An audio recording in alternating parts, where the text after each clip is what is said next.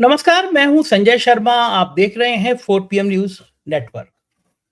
बहुत सारे मुद्दे हैं, राजनीति के मुद्दे हैं और राजनीति के इतर भी कुछ मुद्दे हैं। मैं बहुत कुछ मुद्दों पर आज आपसे बात करना चाहता हूं।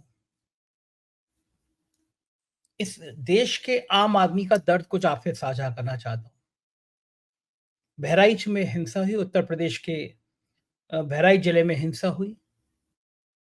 एक उग्र भीड़ नारे लगाते हुए जा रही थी। मुस्लिम बहुल इलाके में पहुंची। कुछ नौजवान नारे लगाते हुए छत पर गए, वहाँ हरा झंडा फहर रहा था, उसको उतारा, भगवा लहराया, नारेबाजी हुई, गोली चली, उस नौजवान जो झंडा फहरा रहा था उसकी मौत हुई। उसके बाद ना जाने कितने गाँव में आगजनी हो गई। बहुत बड़ी संख्या में मुस्लिम घरों में तोड़-फोड़ हुई, इनमें आग लगा दी गई। मेरी अपनी टीम गई वहाँ पे, मेरे रिपोर्टर हैं क्षितिज कांत, वो गए। हालात इतने खराब थे कि क्षितिज कांत की गाड़ी रोक ली गई, पूछा गया कि कहाँ जा रहे हो, कौन हो? तो उसने कहा, मैं पत्रकार हूँ। उससे पूछा गया कि हिंदू हो या मुसलमान हो? तो उसने कहा मैं हिंदू हूँ। बोले हनुमान चालीसा पढ़ के सुनाओ। इस तरह की बातें उससे की गई। आप सोचिए कि हम कौन-सी सभ्यता में जा रहे हैं, कौन से मुल्क में जा रहे हैं, किन मनस्थिति में जा रहे हैं। उसके बाद जैसा उत्तर प्रदेश में हो गया है कि हर चीज़ का न्याय सिर्फ़ बुलडोज़र होता है या टाँग पर गोली होती है। सुप्रीम कोर्ट ने ला कहा कि बुलडोज़र इस देश की समस्या का समाधान नहीं है, खुद समस्या है। रोक लगा दी कि बुलडोज़र पे इस तरह की कार्रवाई नहीं होगी। लेकिन वो अफ़सर क्या कि जो सुप्रीम कोर्ट के आदेशों को ताक पर ना रखें।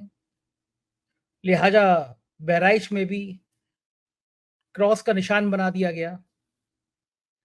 साफ-साफ कर दिया गया कि कह दिया गया कि अब घरों को तोड़ दिया जाएगा। भला हो हाई कोर्ट का कि उसने रोक लगा दी इन घरों को फिलहाल तोड़ने पर। कौन है वो लोग जो ऐसे नौजवानों को छतों पे चढ़ा देते हैं, झंडा फहरा देते हैं? हमारे उपराष्ट्रपति जी भी एक जगह भाषण दे रहे थे कि लोग अपने बच्चे विदेश समझ के विदेश में चले जाते हैं कि जाने कितना ज्ञान हासिल हो जाएगा, कोई फ़ायदा नहीं है। फिर लोगों ने बताया कि उनकी बेटी तो विदेशों में पढ़ी और विदेशों में नौकरी कर रही है। ऐसे ना जाने कितने लाइन लगा के नेता हैं, जिनके बच्चे विदेश में पढ़ रहे हैं, लेकिन आपके बच्चों को वो उग्र हिंदू बनाना चाहते हैं। वो चाहते हैं कि वो काँवड़ यात्रा में जाएँ, नारेबाज़ी करते हुए जाएँ, उग्र नारेबाज़ी करते हुए जाएँ। वो किसी की छत पर चढ़कर भगवा झंडा फहराते रहें। इन नेताओं के बच्चे कभी ऐसा आपको करते हुए नज़र नहीं आएँगे। इन नेताओं के बच्चे आपको बहुत शान-ओ-शौकत की ज़िंदगी जीते हुए या कहीं विदेश में पढ़ते हुए नज़र आएँगे। लेकिन जहाँ पे हिंसा भड़कनी होगी, जहाँ पे फ़साद करने होंगे, वहाँ पे गरीब के बच्चों को दिमाग में ज़हर भर दिया जाता है। राजनीति कहीं न कहीं मूल में रहती है और इस समय महाराष्ट्र और झारखंड के चुनाव चूँकि चरम पर हैं, तो राजनीति और तेज़ हो रही है। मेरा कहना है कि कब तक हम लोग इन सब नेताओं के इस तरह कठपुतली बनते रहेंगे? कब तक हम ये नहीं समझेंगे कि हमारा शोषण हो रहा है, हमारा खिलवाड़ हो रहा है, हमारी भावनाओं के साथ ये नेता खेल रहे हैं? ये समझना पड़ेगा। ये वक़्त है जब आपकी ज़िम्मेदारी से ये सब समझना पड़ेगा। देश के जो हालात हैं, महाराष्ट्र के जो हालात हैं, महाराष्ट्र में भी माहौल गरम करने की कोशिश है। खेल क्या है? इस पर आज मैं राजीव रंजन से बात करूँगा, महाराष्ट्र के बेहतरीन पत्रकार हैं वो। वो आपको बताएँगे, समझाएँगे कि दरअसल हकीकत है क्या? चलते हैं राजीव रंजन के पास, महाराष्ट्र की राजनीति पे बात करेंगे, देश के मुद्दों पे बात करेंगे। उससे पहले आपसे रिक्वेस्ट कि चैनल को सब्सक्राइब करना और जॉइन करना ना भूलें। 4 पीएम न्यूज़ नेटवर्क में स्वागत है राजीव रंजन जी। मुझे बड़ा खराब लगता है कि देश के जो 25-30 करोड़ के आबादी के मुसलमान हैं, उनके दिल पे क्या बीतता होगा। सुप्रीम कोर्ट कह रहा है कि भई आप इस तरह बुलडोज़र नहीं चला सकते किसी के घर पे। बहराइच में हिंसा हुई, एक आदमी गया झंडा चढ़ाने के लिए क्योंकि वो नौजवान था, उग्र था। उसकी भी दुखद तरीके से गोली मार के हत्या कर दी गई। फिर घर छाँट लिए गए और कौन से छाँटे जाते हैं उत्तर प्रदेश में मुझे कहने की ज़रूरत नहीं है। लेकिन क्या गोली मार देना, टाँग पे गोली मार देना, बुलडोज़र चला देना, क्या यही न्याय है? और अगर आपको लगता नहीं है देश में अगर यही न्याय है, अगर कई राज्य सरकारें ऐसे ही कर रही हैं कि अदालत का इंतज़ार कौन करे, सीधा बुलडोज़र ले जाओ, बुलडोज़र चला दो, टाँग पे गोली मार दो। तो देश का भविष्य, आप बहुत पढ़े लिखे हैं, आप तमाम दुनिया के कई देशों को आप करीब से देखते हैं, आप काम करते हैं विदेश मैगज़ीन में। यही अगर हाल रहा भारत का, तो क्या भारत सीरिया बनने में बहुत दिन लगेंगे? क्या लगता है आपको?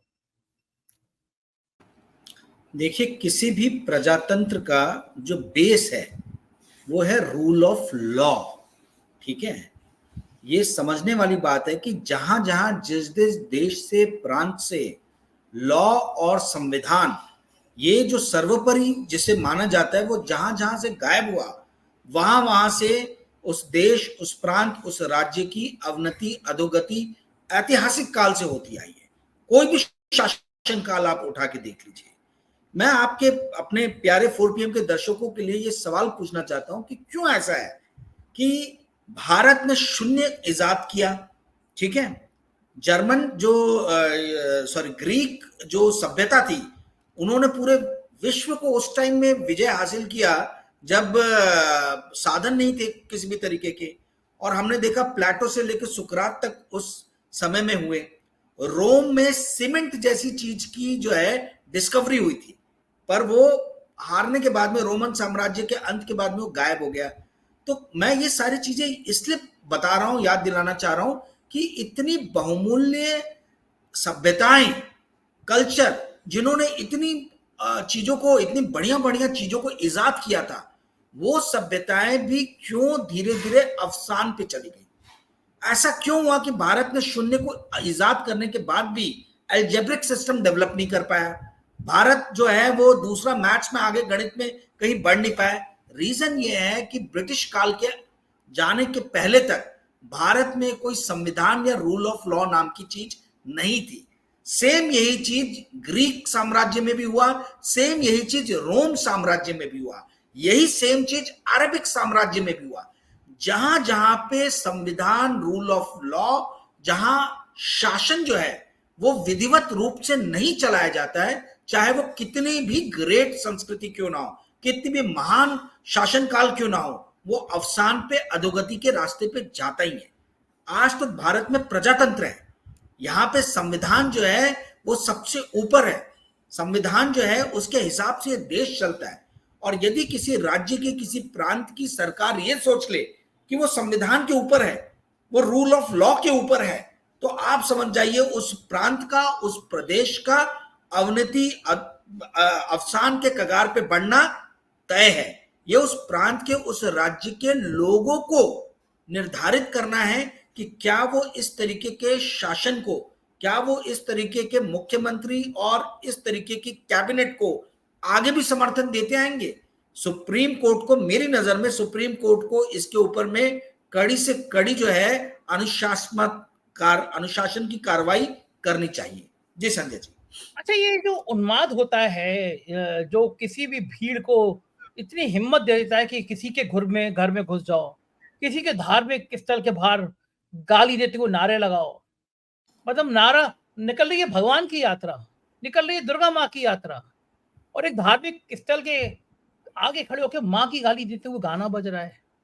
क्या ये लोग कहीं धार्मिक होते हैं? इनके मन में धर्म के प्रति कोई श्रद्धा होती है? तमाम जगह ऐसे इंसिडेंट आते हैं, किसी के धर्म स्थल के बाहर खड़े होकर आप गाली दे रहे हैं, हिंसा कर रहे हैं, हिंसा दिमाग में ला रहे हैं। क्या इनके दिमाग में कहीं पूजा पाठ, कहीं भगवान के प्रति श्रद्धा भाव होता है, या पूरे पूरे दिमाग को एक तेजाब में बदल दिया गया है इस मुल्क में कि आप, आपके दिमाग में तेजाब बना रहेगा तभी ये वोटों की खेती कर पाएंगे नेता? ये सड़कों पे उन्माद मचाने वाले लोग हिंदू धर्म के ह्रास के कारण बनेंगे आगे। हिंदू धर्म जो हजारों साल से चलता आ रहा है, जो दुनिया का सबसे पुराना धर्म है, उसमें इस तरीके के लोग आकर इस धर्म को कलंकित कर रहे हैं। लाउड स्पीकर पे I am a disco dancer बजा के आप जो है गणेश पूजा में और अन्य जो त्योहार हैं उसमें जो परेड निकलती है, उसमें आप गाने लगा के इस तरीके के गाएं और चलाएं। इससे मुझे समझ में नहीं आ रहा है कि हमारे भगवान जो है, हमारे ईश्वर को किस तरीके का जो है वो सम्मान आप दे रहे हैं। देखिए, धर्म जो है वो आपको अंदर से स्ट्रांग बनाता है, आपको सशक्त करता है, आपके अंदर विवेक जो है उसका प्रचार प्रसार करता है, आपके ज्ञान के चक्षुओं को जो है वो ये स्टिमुलेट करता है। यदि ये सारी चीजें हम ना करते हुए हम धर्म का इस्तेमाल कर रहे हैं, धर्म का उपयोग कर रहे हैं किसी एक विशेष वर्ग को नीचा दिखाने के लिए, तो हमसे बड़ा अधर्मी, हमसे बड़ा पापी, हमसे बड़ा इस देश का दुश्मन गद्दार कोई और हो नहीं सकता, क्योंकि हम इस देश के अंदर में शांति की स्थिति को जो है वो तहस नहस करना चाह रहे हैं। किसी भी राष्ट्र का विकास जो है वो शांत माहौल में ही होता है। अब आप मुझे ये बताइए, देखिए संजय जी, आप ये खुद सोचने वाली बात है कि क्यों द्वितीय विश्व युद्ध के बाद से पर कैपिटा इनकम जो वर्ल्ड की बड़ी है ग्लोबली, वो इसके पहले ह्यूमन हिस्ट्री में कभी भी नहीं हुई थी, इंसान के इतिहास में कभी भी नहीं हुई थी। एंगस मेडिसन की बहुत अच्छी किताब है, वो पढ़िएगा। वो उन्होंने 300 साल में कैसे कैसे जो है वो per capita income, GDP growth, ये अलग अलग विश्व के कोनों में कैसे हुआ, इसके ऊपर में उन्होंने स्टडी किया है। द्वितीय विश्व युद्ध के बाद से ही सबसे ज्यादा तेजी से जो है वो प्रगति हुई है, और कम्युनिज्म खत्म होने के बाद में 1990 के बाद से और तेजी से हुई है। कारण ये रहा है कि विश्व में एक शांति का माहौल है। शांति के माहौल में ही आप इनोवेशन, इनोवेटिव थॉट्स के बारे में सोच सकते हैं, शांति के ही माहौल में आप प्रयोग कर सकते हैं, और शांति के ही माहौल में आप मैनकाइंड, जो ये ह्यूमन, जो मानवीय मानवता को आगे बढ़ाने की जो बात है, उसके बारे में आप सोच सकते हैं। तो यदि किसी भी तरीके से शांति में अवरोध लाने का प्रयास किया जा रहा है, किसी भी तरीके से इस देश में धार्मिक उन्माद फैलाने का प्रयास किया जा रहा है, तो हम सभी सजग लोगों को, प्रहरी लोगों को उठ खड़े होना चाहिए, एक साथ एकजुट होना चाहिए, और ऐसी जो है ताकतों को, ऐसी दुष्ट ताकतों के ऊपर में अंकुश लगाने के लिए जल्द से जल्द प्रयास करना चाहिए। जी संजय जी। बिल्कुल ठीक है। मैं देख रहा हूँ कि जो हमारे यहाँ के महात्मा हैं, जिनको धर्म की जिम्मेदारी दी गई थी, आशाराम से लेकर राम रहीम तक एक लंबी श्रृंखला है। आज फिर एक बाबा का वीडियो वायरल हो रहा है, कान में कुंडल लगाए हुए, गेरू वस्त्र पहना हुआ है, और एक लड़की के संग अश्लील हरकत कर रहा है। सवाल, गाड़ी में घूम रहा है वो समाजवादी पार्टी ने ट्वीट भी किया है। बड़ा सवाल यह है कि जो ये धर्म के चोले पहनते हैं, आश्रम में जाके ये सब करते हैं, तो गेरू वस्त्र के प्रति जो सम्मान है इस देश में, किसी महात्मा के हम पैर क्यों छूने लगते हैं? क्योंकि वो गेरू वस्त्र का सम्मान है दिमाग में। लेकिन जो लाइन लगा के ये कुकर्म कर रहे हैं, आज का जो वीडियो देख के लोग शॉक्ड हो गए हैं कि एक गेरू वस्त्र पहना वाला व्यक्ति चलती गाड़ी में एक लड़की के साथ ये सब कुछ कर रहा है।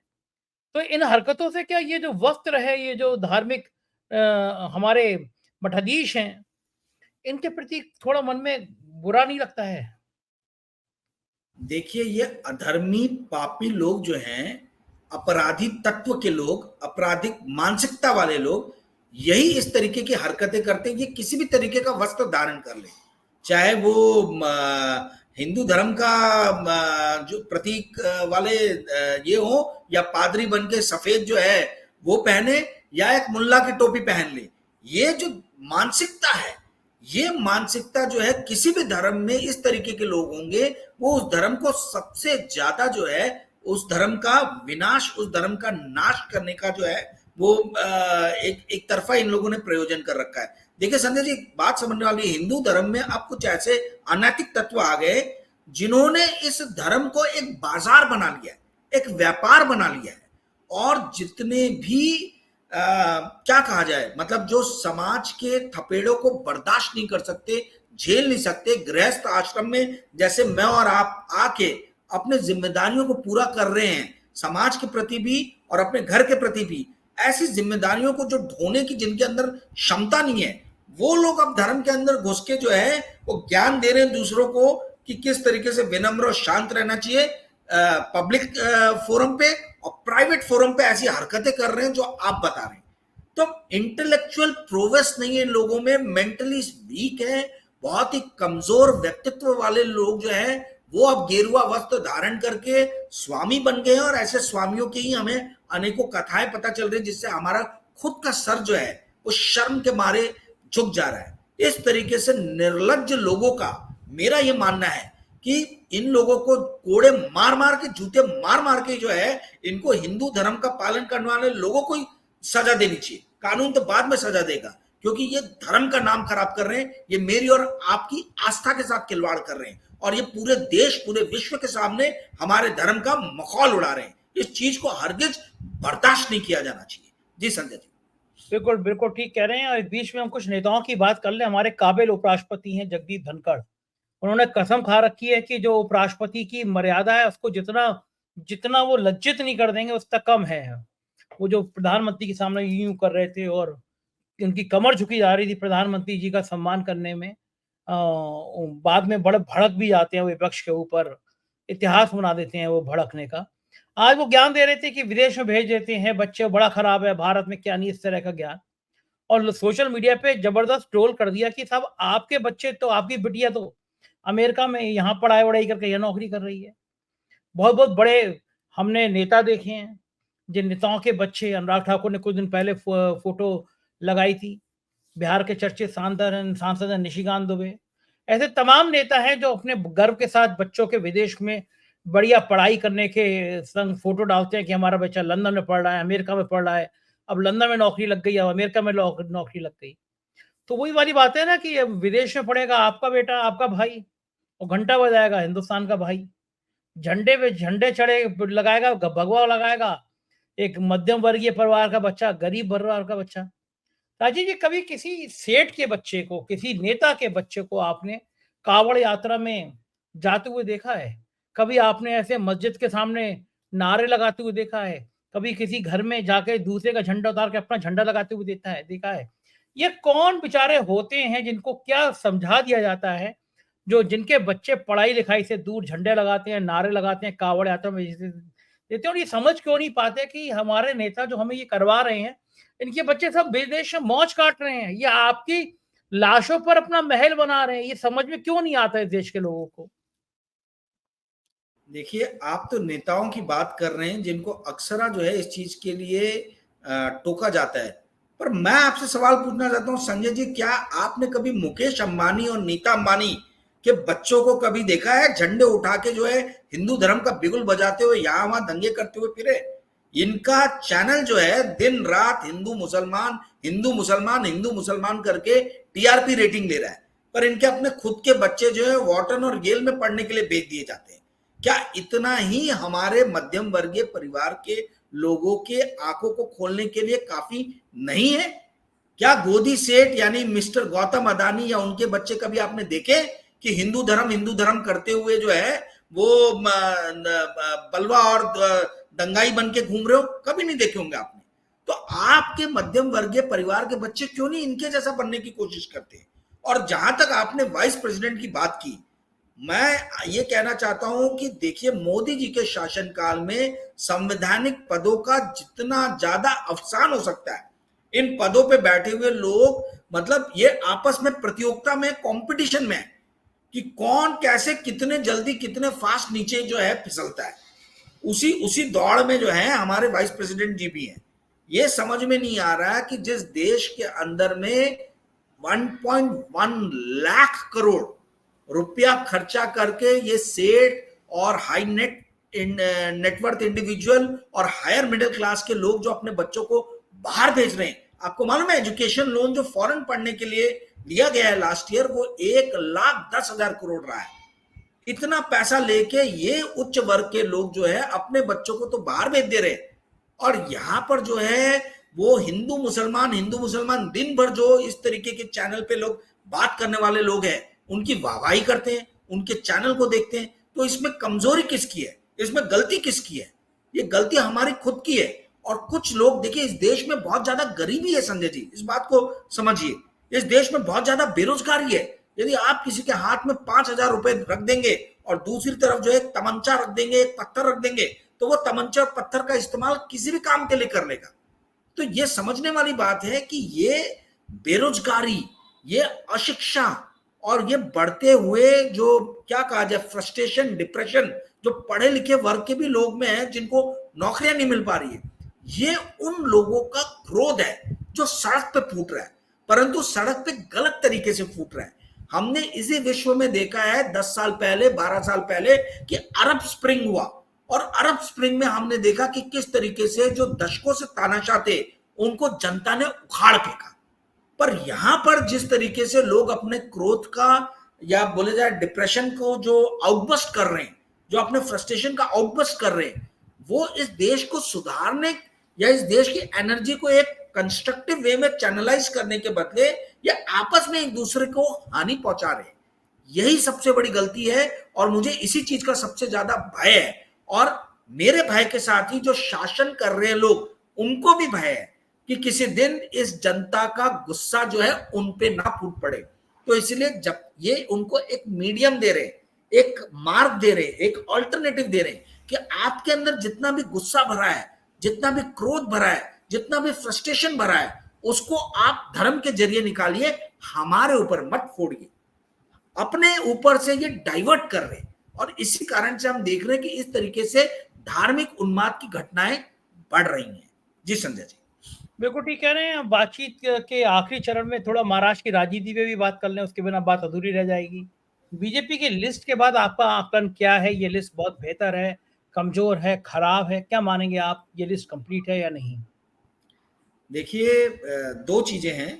एक तो बड़ी हास्यास्पद चीज है, 125 सीट पे बीजेपी लड़ रही है, ठीक है, मतलब मोटा मोटी ये तय हो गया 288 में से 145 सीट जो है बाकी दोनों को जाएगा। वो कितनों पे लड़ेंगे इसका अभी तक फैसला अभी तक नहीं हुआ है, आगे अगर आज रात में हो जाता है तो मुझे मालूम नहीं। अब इस 99 सीट्स में से आप 125 में से माइनस 26 सीटें जो हैं, 26 सीटों पे अभी तक नाम अनाउंस नहीं हुआ है, और इस 26 में से 3 सीटें जो हैं वो नागपुर शहर की हैं, जहां से उप मुख्यमंत्री आते हैं, ठीक है।